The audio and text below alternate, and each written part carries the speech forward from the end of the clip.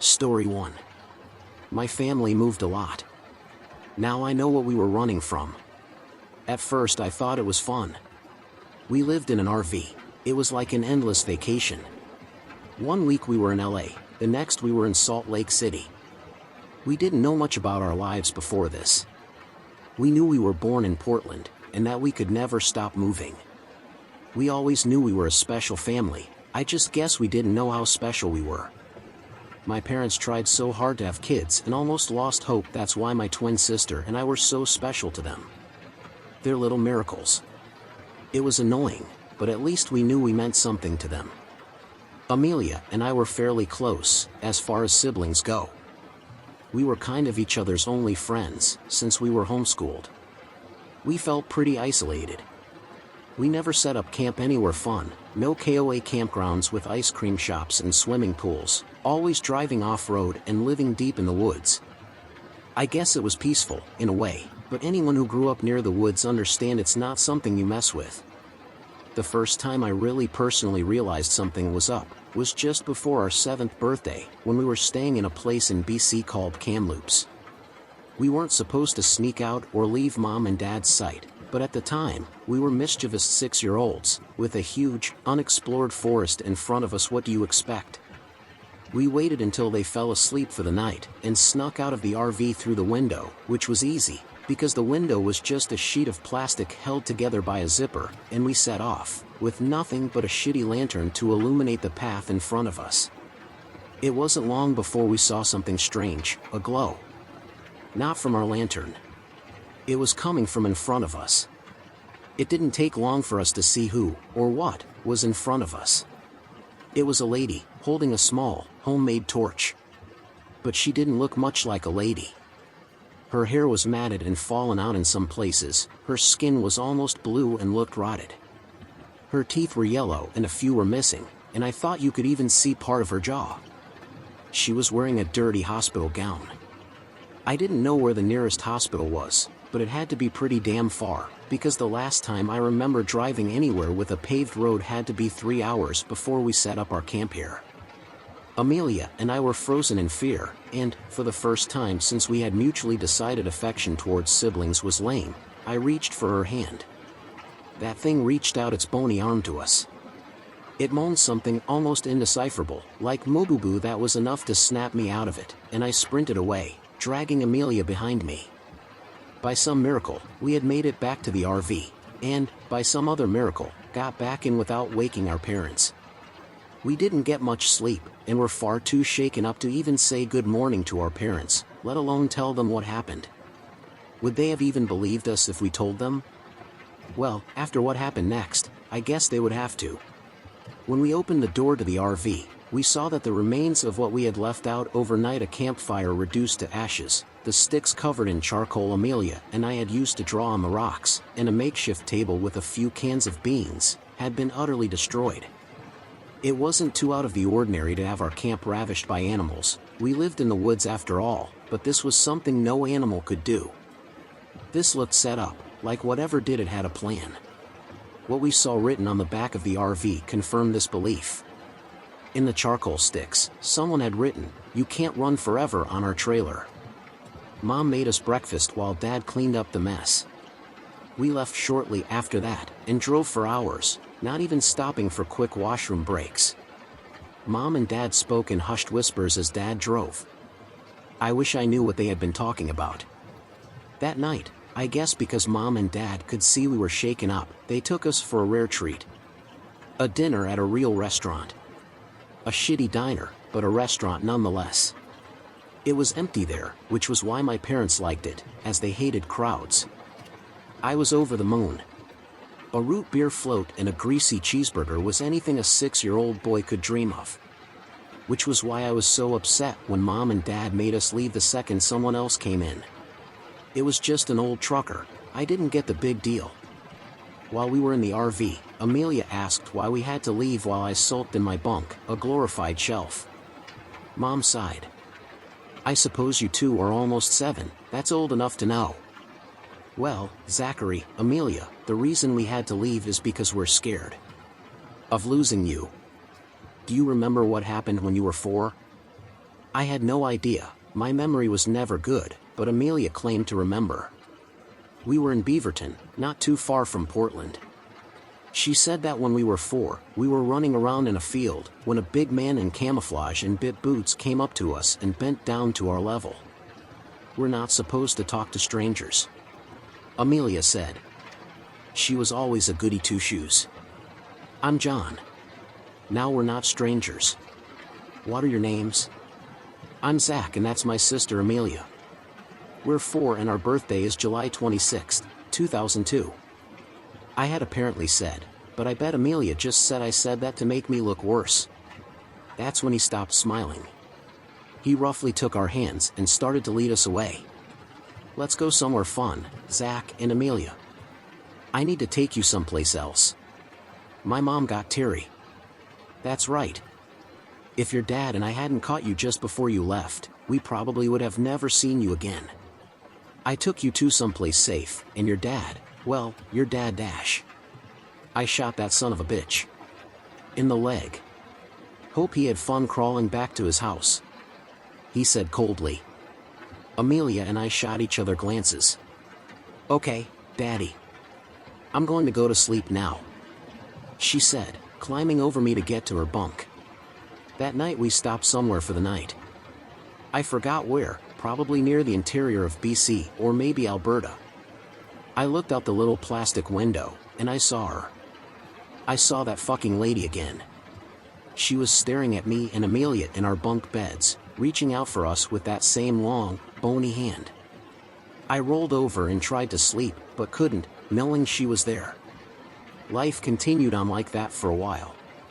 Anywhere we'd stop, she'd be there. Washington. There she was. Nevada? You bet your ass. Montana? Better fucking believe it. Amelia and I didn't really explore much anymore. Partially because we were getting older and gradually showing less interest in that sort of thing, but partially because that experience in Kamloops traumatized us both. That didn't stop the lady from trying to get us. Sometimes we'd catch a glimpse of her on the highway as we drove by. Sometimes she'd appear right where the fire of our campsite stopped illuminating, so we could barely see her. On the rare occasion we went into public to get supplies or food, I could have sworn I caught a glimpse of her in the crowd. Whenever she was around, I always heard that damn cry of hers. Mo-boo-boo. After a while, she stopped scaring me. Well, as much. Everything finally made sense, the day before Amelia and I turned 14. Mom and Dad had left the RV and gave us a rare couple hours of freedom as they gathered things for our birthday. We weren't parked ridiculously far from civilization, but I'd say a good hour's worth of walking. I was reading, and Amelia was rummaging around the RV for food. I was getting immersed in my book when Amelia shouted out, "Zach, come check this out." I rolled my eyes. What could it be? We had lived in this tiny RV for almost 14 years. I knew it like the back of my hand. There was absolutely no nook or cranny I didn't know about. Oh. I guess I was wrong. There, under the driver's seat cushion Amelia had pulled out, for some reason, was a box. It was small and a bit squished from all the years of my dad's ass sitting on it, but we could still tell what it was. Amelia excitedly reached to open it. Inside were papers. Forget about it, Amelia, it's probably just boring documents for work, I said, but the look of confusion to horror on my sister's face was enough to change my mind. They were documents, but not for work. Birth documents. For us. But the stated parents weren't ours. I was apparently Zachary Jr., but nobody in my family was named Zachary. I looked at the father's name Zachary. The mother was someone named Emily. Maybe we were adopted? I suggested. Amelia reached in and pulled out another sheet of paper. She shook her head and held out the next one for me with a shaky hand. Infants missing from Portland Hospital July 27, 2002. Twins, Zachary Christopher Clark Jr. and Amelia Emily Clark. Ongoing search. Anyone with information is to report it to the police immediately. Clark? Christopher? Those weren't our names. Our last name was Brown. And our parents certainly weren't Zachary and Emily.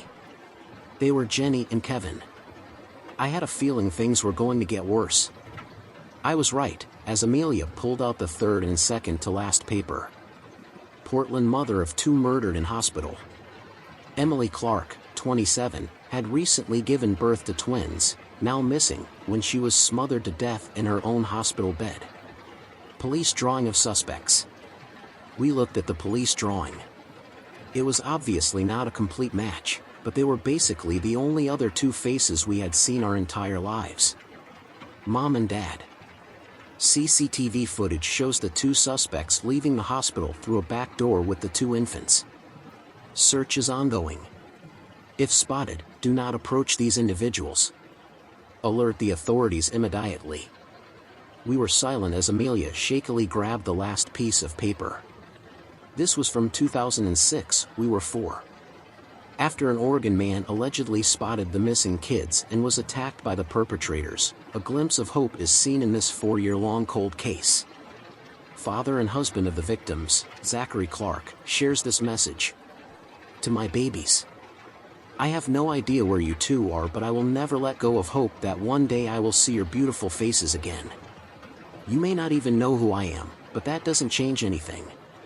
Until we meet again, Daddy loves you. We couldn't even say anything. What do you even say to that? We just stood in silence for a while. Then, we heard a banging on the RV. We jumped and looked outside. It was the lady in the hospital gown, closer than ever. We could see her bluish-gray skin, we could see her hazel eyes. They kind of looked like Amelia's. Moof boo boo boo boo. She moaned, reaching out for us again. I looked down to the newspaper clipping. It had a picture of the victim on it. I held it up to the window, where she was staring at us. Moo, she said again. My butt. My baby. All this time. She had just wanted her babies. Amelia stepped out of the RV. I was scared at first, but this day couldn't get any crazier, so I followed. Mama? She asked, tears in her eyes. Boo boo, she said, reaching her bony hand out once again, but she didn't run. She let her touch her face, as she gently rubbed her hand across her cheek. She did the same to me, but then pointed in the direction of the nearest town. G-U-H, goose, she said. Go? Why? Amelia asked. Dada, our mother croaked. Dad. Zachary Sr., was he still alive? After all this time? We have 2 hours until Mom and Dad. Amelia cut herself off. They get back. Let's go. Quick. Although we really didn't have any idea how to get to the town, we somehow knew. Like someone was guiding us. We busted into the sheriff's office, probably looking awful. First came the questioning. Then, the DNA testing. Then, they looked for our parents. Then, they arrested my parents. Then, the news stories. And the interviews. Then, we were flown out in a plane, my first plane ever, to Portland. To meet our dad. We were quite the story. They called my parents the wretches of the woods.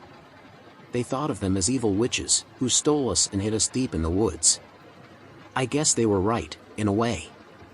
It was weird seeing them behind bars, serving life sentences, because after all, they raised us for nearly 14 years. But that's where they'll stay.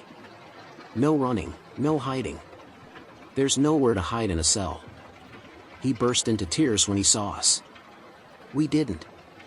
It was weird. He was my dad, and all, but was he? I mean, I guess I met him when I was like, a few hours old, but I just couldn't connect to him. It took a while, but we slowly got used to our new lives, in a house, with a bed and our own rooms, not running from everything, or living in the woods. It was peaceful, although most of the time I ended up sneaking into Amelia's room because after all this time I still couldn't be alone. One time, I got a knock on our window. We both woke up and saw the lady in the hospital gown outside. But she looked happier, less rotten. Like she was complete again. Mama? I asked. Could she stay? And I could live with the family I craved? Like she read my mind, she shook her head. I have to go. My babies, she said, reaching her hand out to us through the window as she slowly disappeared into the night. We never saw her again after that. But we always knew she was watching us. But this time, we wouldn't run. Story 2. Hitchhiking in Northern Ontario. I spent a lot of my early 20s hitchhiking around, and as a result have a lot of unique stories to tell, though only one that really belongs here. My story starts about 5 years ago. I was heading north just outside of a small rural village trying to get to around Lake Superior so that I could head out west. If you've ever taken a look at a map of Ontario, or spoken to any Canadian hitchhikers, they'll tell you this is the most difficult leg of a cross-Canada hitchhiking trip, as it's quite a distance, and the roadways include a lot of detours through a lot of extremely remote areas, and the rural areas become less and less frequent. I'd been out on the road for about a week at this point, and had mediocre luck obtaining rides from my Southern Ontario starting point so far, though today was proving to be less than stellar. It was a Sunday. Most people aren't out driving around North Ontario on a Sunday, and the weather was cool and drizzly. It felt like a cool fall day even though it was mid-June at this point. My journey was weighing on me this time, and I decided to stop for lunch in an attempt to improve my spirits. I had been surviving mostly off of packets of ramen for most of the trip, so it wasn't very nourishing, and the light rain made it so it wasn't worth starting a fire to try to warm them up or boil them or anything, so I ate them dry, washing them down with my water from my canteen. I lingered at that spot in the road, not in any hurry to get up and go. I wasn't in any rush. I was out here for the journey after all, so I sat and took in the surroundings. I was sitting next to a big open farmer's field, lots of brush and small wooded pockets of land perfect for camping. I half wanted to call it a day and curl up inside my little tent and hide away from the world. In the end, however, I got back up on my feet as I always did to keep walking, when suddenly a car appeared in the distance behind me. My heart skipped a beat. Not too many people on the road today, and the prospect of being picked up and progressing out of this desolate, lonely stretch of highway had me excited. As the vehicle approached, I stuck my thumb out, and to my astonishment the car slowed down. It was a white sedan, 4 doors, a little dinged up, quite dirty with rust forming around the wheel wells.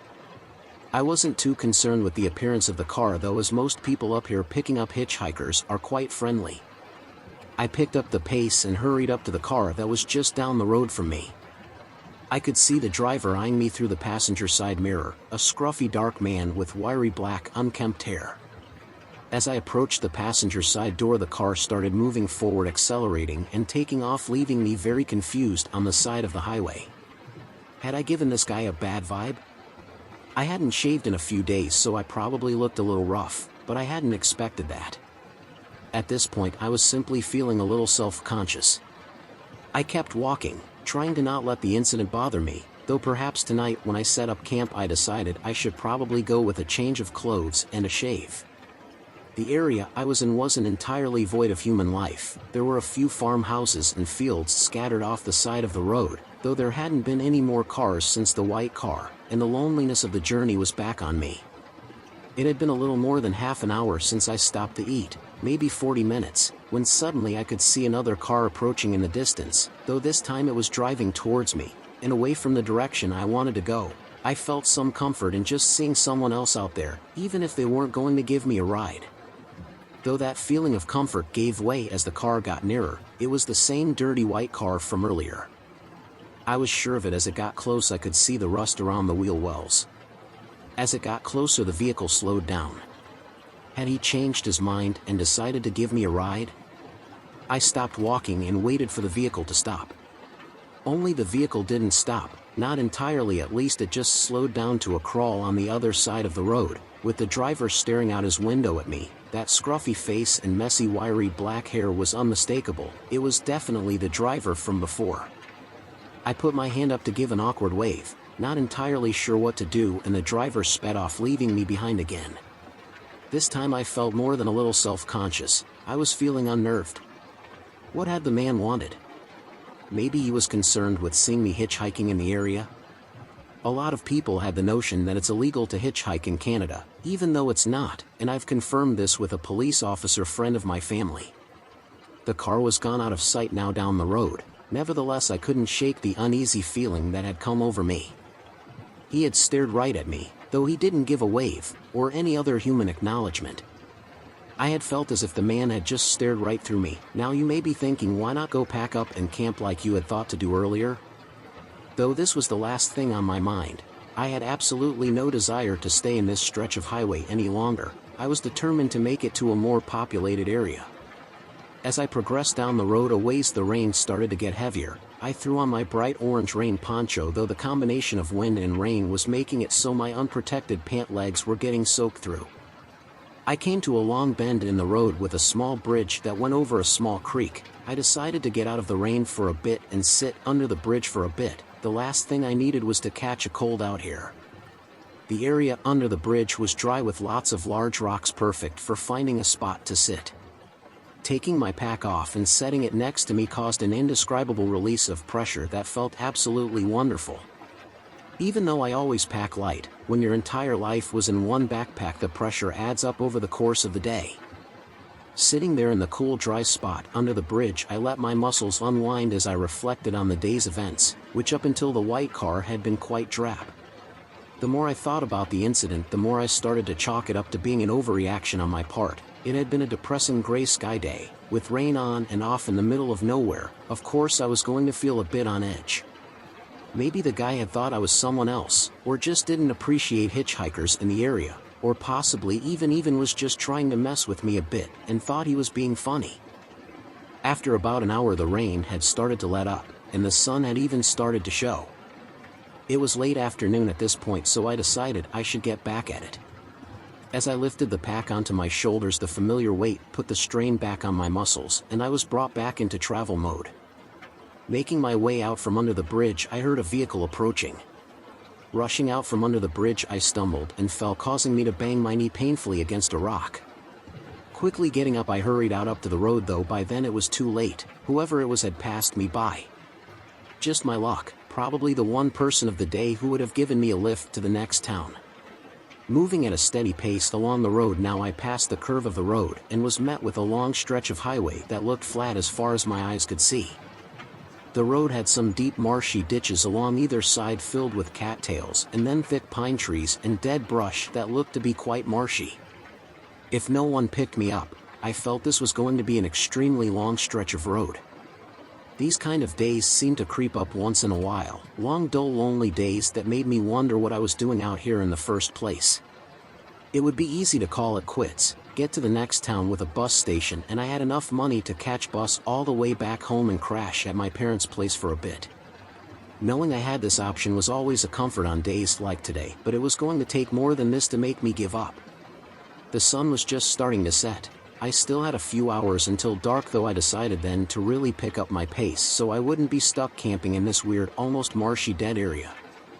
I saw another car approaching me from ahead. A feeling of anxiety washed over me this time, instead of the usual comfort that I felt seeing another human being in these particularly lonesome areas. Something just didn't feel quite right.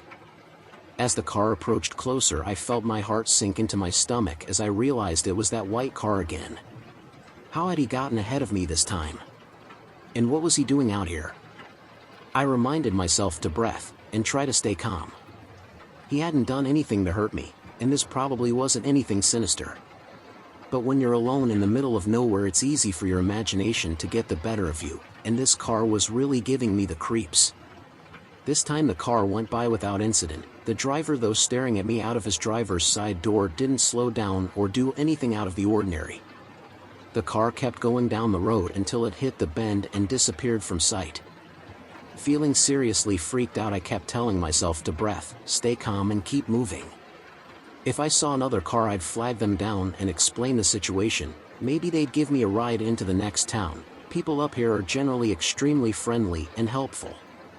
Moving further down the road, the sun started to dip down more and more as evening set in. There was probably only another 2 hours or so before it got really dark, and I'd have no choice but to really stop and make camp, as hitchhiking in the night is a really bad idea.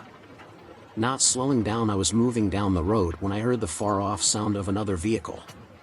My stomach jumped up and felt like it was being tied in a knot. Was it the white car again?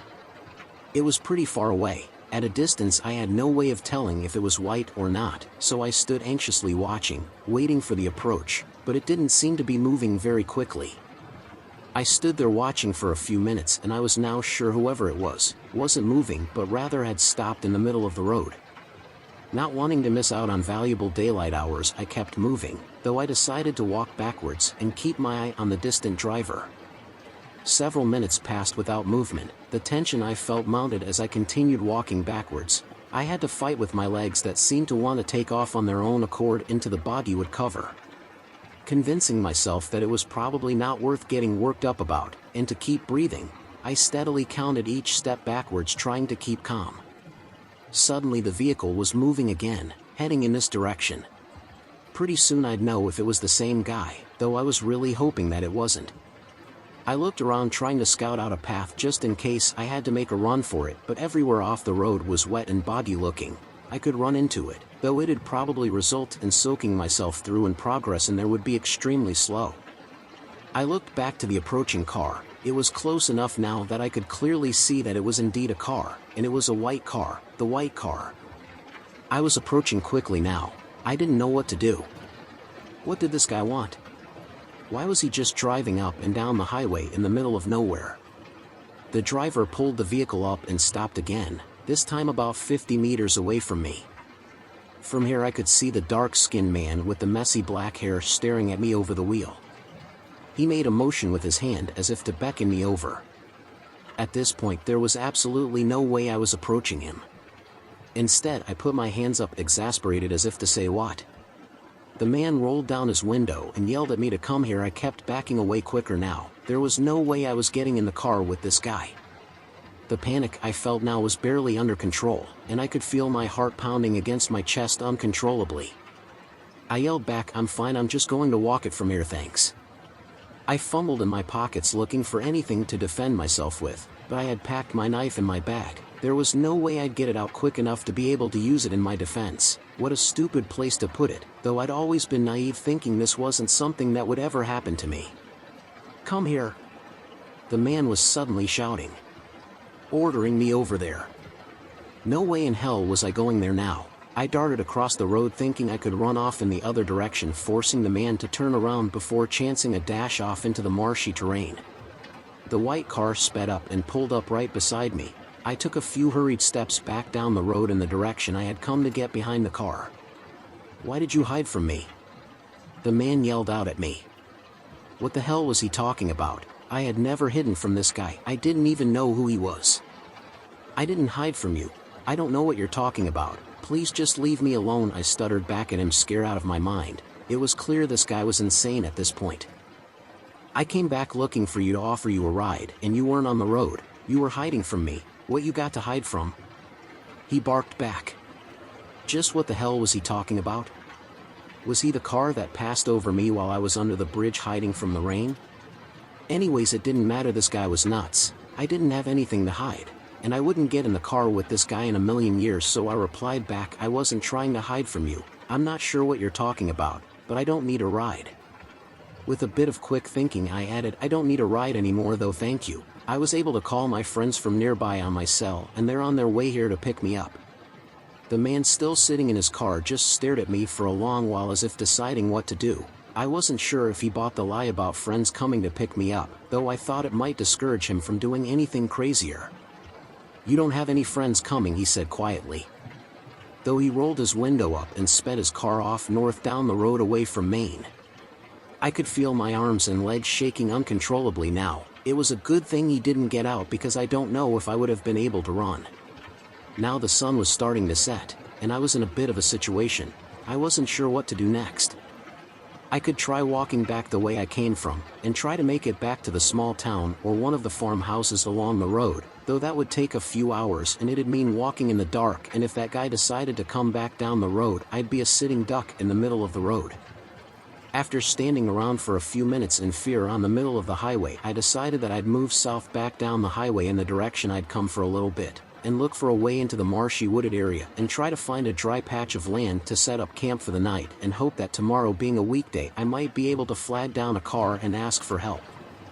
Heading south down the road, I figured the guy might roughly remember where we had our encounter, and he knew that I was headed north, and hoped it might take him off my trail just a bit more.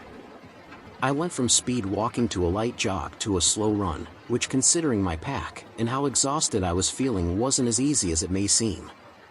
After about 10 to 15 minutes of this, I saw what appeared to be a fairly shallow section of the ditch. The ground was piled up a bit higher here, it seemed, and more water had run off to the sides.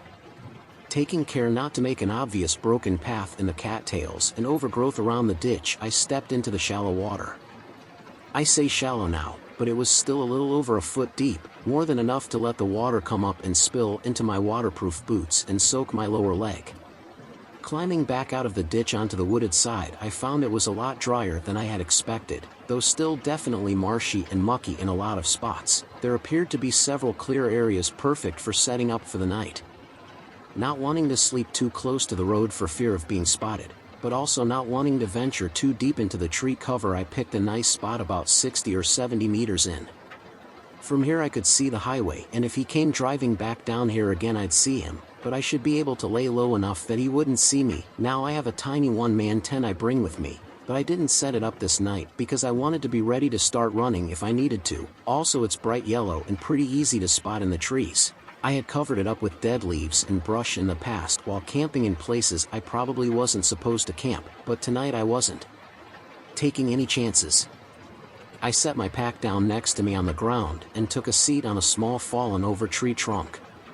Sifting through my things, I was able to find my small knife packed away among my clothes just in case, I told myself, wondering if I'd be able to use this if it came down to it. I've never been a violent person, and I'd never been in a situation like this before, so I wasn't sure yet how I'd react.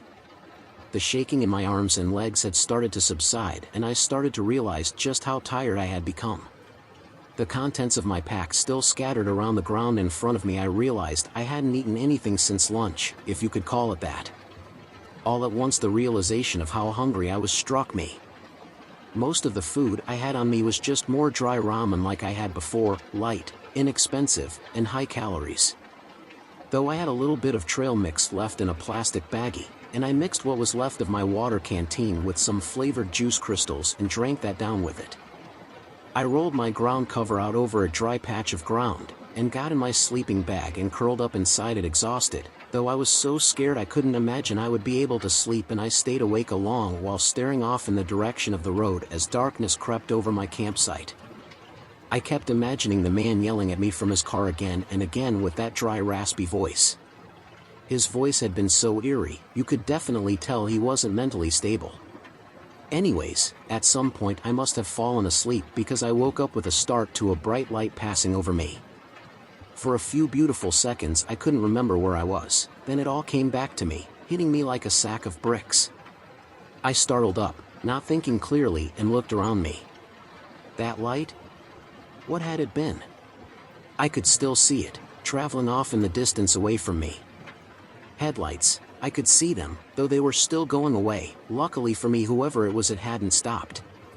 Pulling the sleeping bag up around me as tightly as possible for comfort, I scanned the roadway. The headlights were getting further and further away.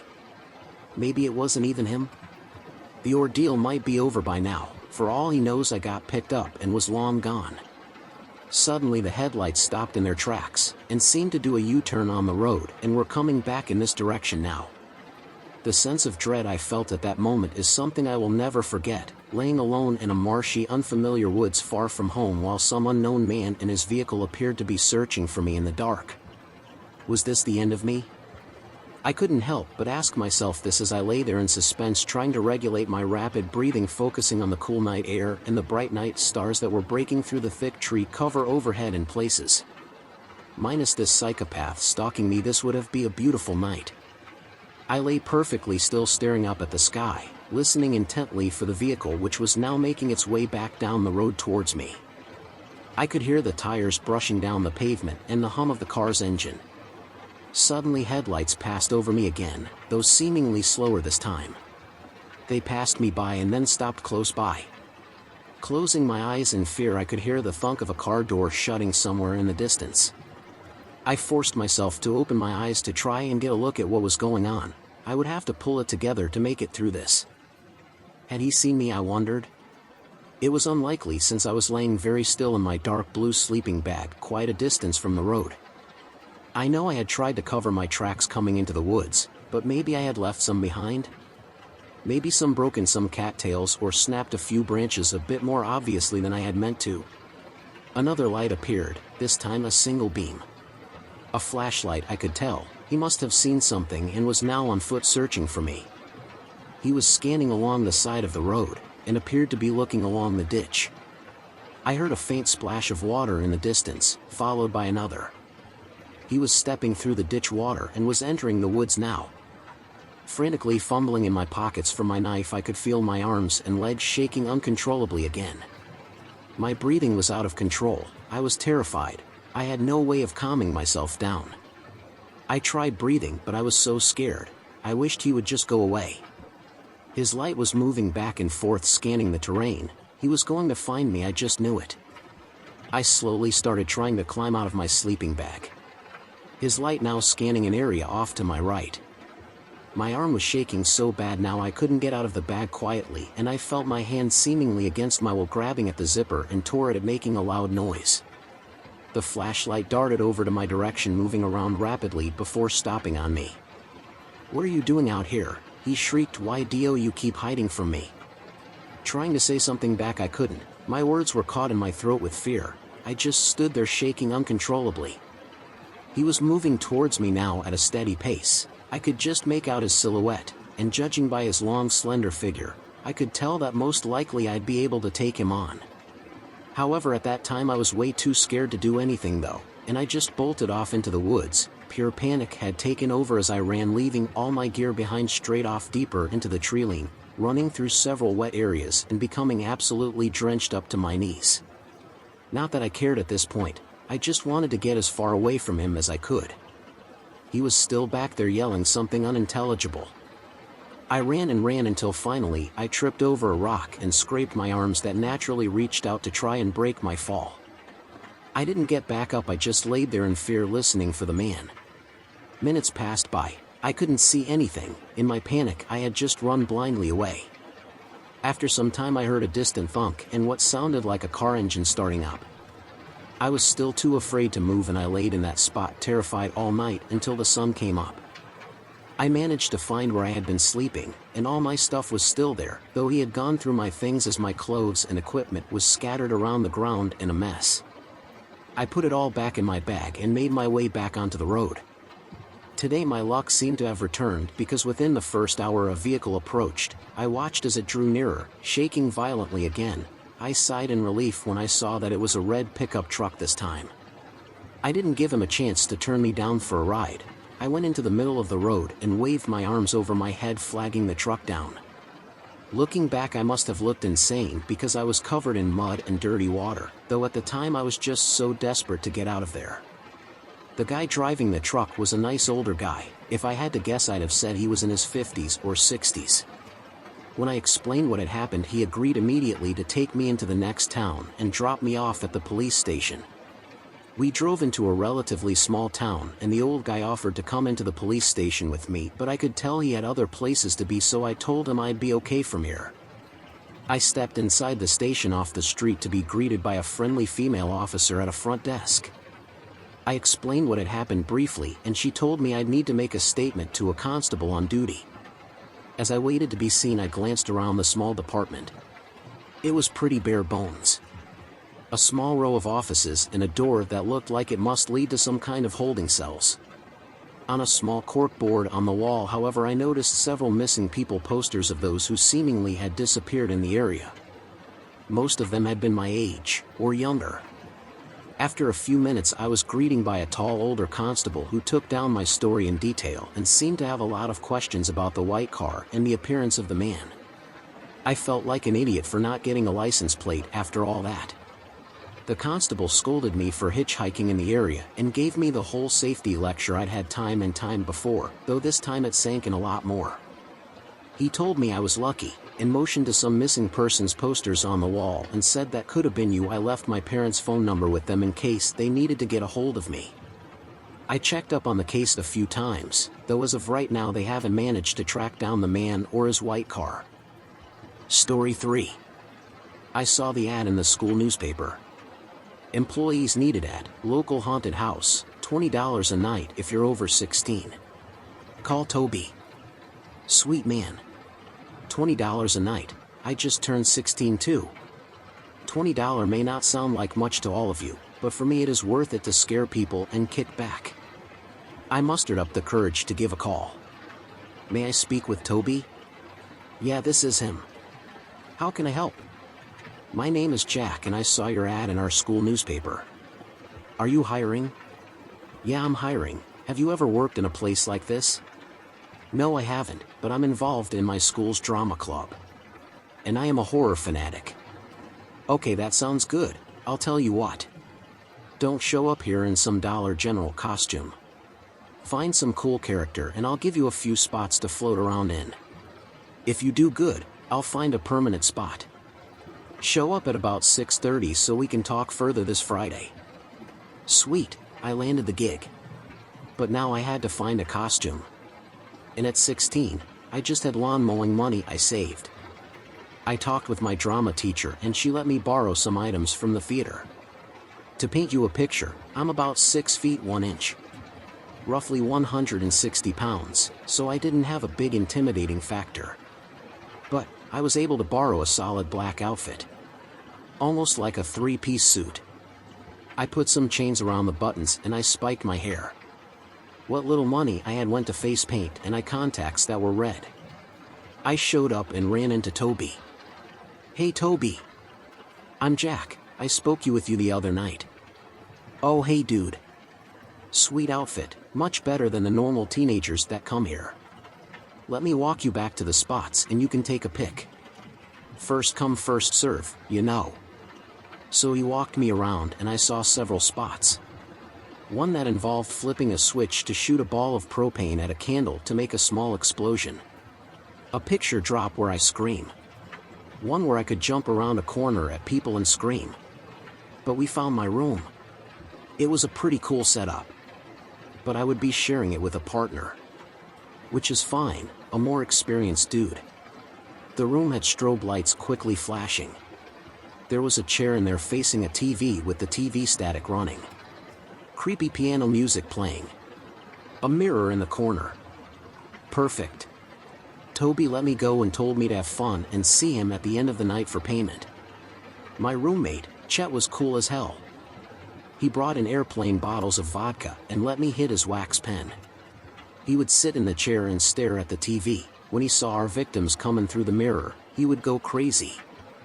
Start shaking and stand up. He would turn over and flip the chair with his foot and charge at them.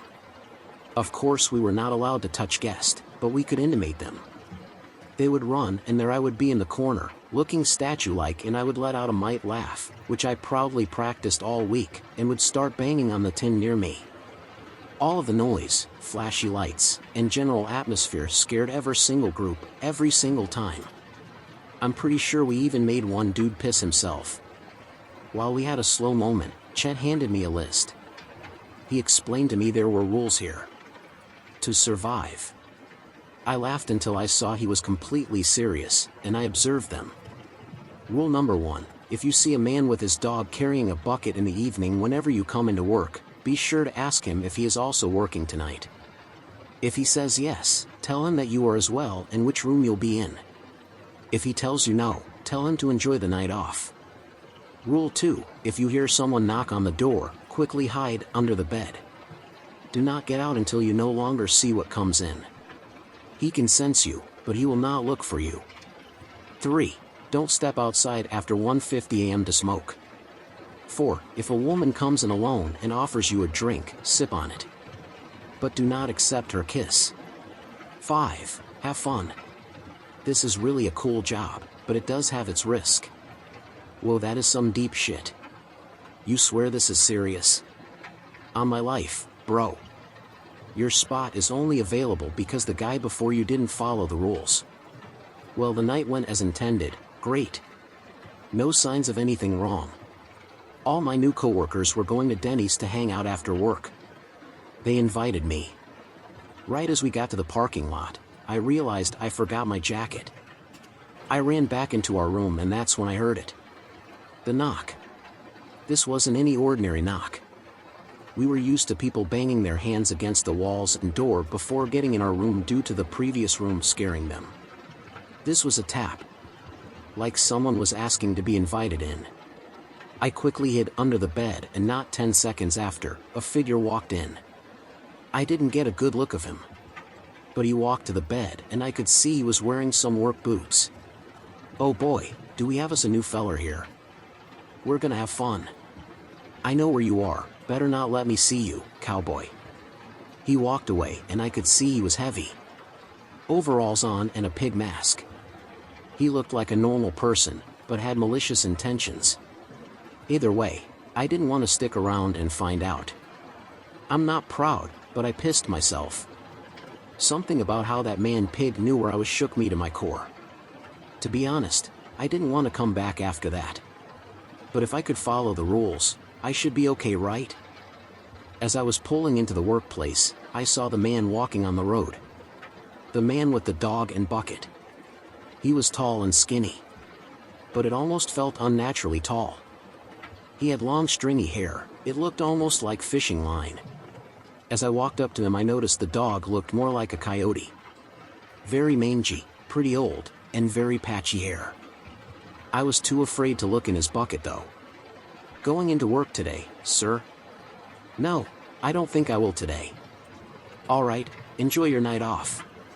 Thank you, Jack, he said with a shit-eating grin. I quietly made my way through my coworkers and started towards my room when I saw Chet. He went to toss me an airplane bottle and give me a what's up. Hey dude. I ran into that creep up by the road. What's he about? Oh, you ran into him, huh? You stopped and asked him if he was working, right? Yeah man, of course. He's taking the night off. Chet, why do we ask him that? And why does he hang around here? Okay, I'll break it down for you. And you can call bullshit if you want. But there's a reason I've put that list together, and there's a reason he is on it. He was one of the first workers here. He knows this place like the back of his hand. If I'm not mistaken, he helped build the place. Oh cool, is he related to Toby? Well, that's the thing. We don't think he is actually a person. Toby doesn't either. He hitched a ride one day and showed up at the road and offered to help Toby. So why is this guy a threat? Well, he's not a threat if you do as told. When this dude works, he may walk through. Maybe hang out and jump in for a couple scares. But he doesn't like surprises. If he knows who you are and where you are, he won't have to. The music crunked to full volume, letting us know we had started the night. I wanted so badly to figure out what Chet had been speaking of, but I guess it can wait. After all, the creeper took the night off. The night went in hot and heavy. Group after group came running through. Occasionally, a drunk would stumble in and try to fight us, but he would get drug out by his other drunk buddies. Then I heard a banging. Was it a knock? No. It was a banging. Another group came through. Thank God. Also, the music cut off, meaning we all get a potty break. I sure could use one. I just stuck myself out the window of our room and peed. I didn't want to walk to the restroom in front of customers. Chet lit up a cigarette inside. Hey dude, I thought we weren't allowed to smoke in here. I don't care, man. I've worked here 8 years. I practically own the place. So, have you met the pig man? Oh shit, you met the pig man already? You're still alive, so he didn't see you. Yeah, I heard a knock last night. I hid under the bed. He knew where I was. Why did he leave me alone? That I haven't been able to figure. Knock. Oh fuck a fuck, back to under the bed. Chet rolled up against me. Come out wherever you are. Don't make me huff this door down. The door blew off and my breath was held by Chet covering my mouth. Where's my little cowboy at? Is he hiding under the bed again? He made pig snorting noises and got closer to us. I felt tears rolling down my eyes. Oh, cowboy, I see you found my old buddy Chet. Tell him what happened to the last guy, Chet. Tell him. The music cut back on and he sprinted out. Chet got out and pulled me out. Dude, fuck this. I'm going home. I've ran into that pig twice this week already. Jack, no. He literally can't hurt you unless he sees you. What happened to the last guy? Okay, look. My friend Houston worked with me in this room a while. This is how I learned the rule. Houston had the bright idea to fight him. Well, now you have his job. The fat pig ate him. Dig his snout into him and ate him. I screamed like a bitch, but he giggled and sucked his fingers while telling me to show myself because he was still hungry. Then why do you keep coming back here? You know this place is so dangerous. Why doesn't Toby do something? Toby, well, Toby knows about him. But what can he do? He hides the same as we do. As far as we know, he's just a random customer that paid one day but never left. I keep coming here because I'm a felon. It's the only way I can make an honest pay. Plus I kinda get off on it. Same as you. It's fun to scare people. I understood him. It really is fun to be in that position. If you've ever worked at a haunted house, you understand. The thrill is phenomenal. But my mind was made up. I was going to quit. I went to grab my jacket when a lady walked in. A gorgeous lady. She had on a white dress and bare feet. The dress hugged her curves tightly and her cleavage was better than anything I ever saw. Pretty brown hair about middle of back length. Her face had no makeup, but she didn't need it. Inside her pretty soft hands were a cup. Inside the cup it looked like tea. There was a root sticking out of it. Even though I was leaving, I remembered the rules. What followed was me throwing up, a lot. I was outside in my hands and knees puking. Groups would hear me and scream while Chet did his thing. I fell to my face. And the world went dark. When I woke up, I saw a trail. I could see the movements of everything around me. I walked the trail and stopped to look at the lights that were floating around me. I could see visions of my life. My birth, first day at school, my dog being a puppy, the first kiss, everything. It was beautiful and I never wanted to leave this world. She came up to me and caressed my face. I felt her hands pull me in and our lips almost met whenever I pulled away. I remembered the rules. I wasn't to accept. All the movement stopped and I saw her scream. All those visions burned. She became an old woman. One with droopy skin and stringy hair. This is what you wanted.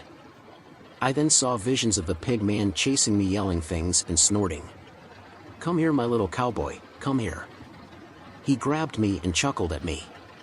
Right as he dug his face into me, I woke up. Covered in puke. The music had stopped and Chet came to check on me and dragged me inside. What would have happened if I kissed her? You never wake up, but she only will seek you once. You'll never have to drink again. Man, things keep getting worse here. And I don't want to hang out another night. He's damn right, I'm never drinking again. I'm gonna go home. Knock.